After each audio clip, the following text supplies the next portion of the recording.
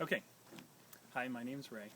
We're going to use our homemade honey extractor today, and this is version 2.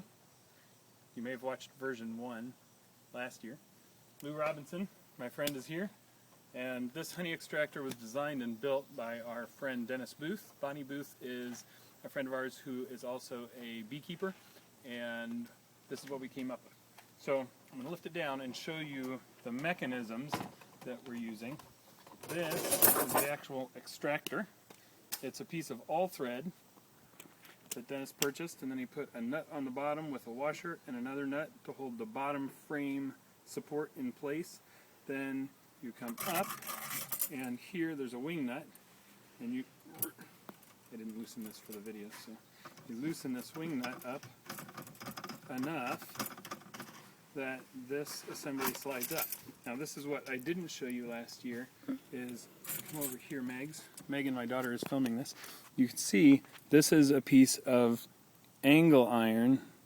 There are actually two pieces here together, so Dennis came to the end and cut out the top and then flipped it around to make this assembly, and then put a bolt in. He put these bolts in this year. Those were not, actually put these washers in, those were not there last year, in an effort to attempt to balance it.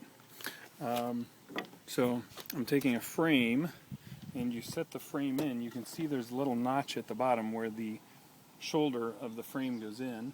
Then you lift it up, and the frame slides in, and then this assembly goes down on there, and the little shoulder pops up, and that's what holds the frame in. This frame obviously doesn't have any foundation or anything. Then you bring the wing nut down, and you do two at once. Then, if you come over and look down inside, you can see there's a bushing that is just a bearing that was purchased at Menards, I think, and then two screws go through the bottom to hold it in. This year, Dennis ground this down with a grinder, because last year we had a lot of trouble with the end of our axle getting stuck into the center. So you make sure that that's sitting in the center, and then this top piece has these two screws that just drop through holes on our trash can. We wash our trash can really well, and then we will stick a drill on the top of this and spin the honey out.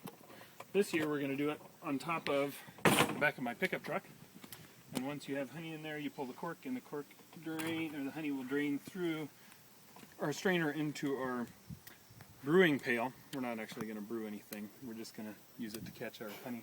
Then we'll take it inside and run it through a secondary strainer into our final containers. So that's it.